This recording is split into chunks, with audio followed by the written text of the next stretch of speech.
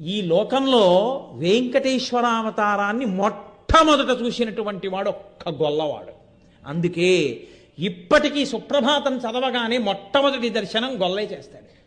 సన్నిధి గొల్ల అని అప్పుడు ఏ గొల్లవాడు చూశాడో ఆయన వంశీకులే ఇప్పటికీ వెంకటేశ్వర స్వామి వారి యొక్క సుప్రభాత దర్శనం చేస్తే ఆయనకి వెన్నపూస తాంబూలం బహూకరించి తర్వాత తెర తీసి మిగిలిన వాళ్ళకి సుప్రభాత దర్శనం ఇస్తారు. కాబట్టి ఒక గొల్లవానికి దర్శనమిచ్చాడు, కానీ ఆయన పరమేశ్వరుడి యొక్క ఆ స్వరూపాన్ని చూసి తట్టుకోలేక ఉద్విగ్నుడై ప్రాణం విడిచిపెట్టేశాడు. ఈ బ్రహ్మగారు ఆవు రూపంలో ఉన్నాడు కదండి, ఆయన గబగబా పరిగెత్తుకుంటూ ఆ చోళరాజు ఇంటికి వెళ్ళి పెద్ద ధ్వని చేసి అంబారావం చేశాడు. రాజు అరే ఆవుకి ఏ ఆపద కలిగింది ఇలా అరుస్తోందని, పూర్వం న్యాయ ఘంట అని ఉండేది. ఎవరు ఆపద కలిగినా గంట మోగిస్తే రాజుగారు బయటకు వచ్చేవారు.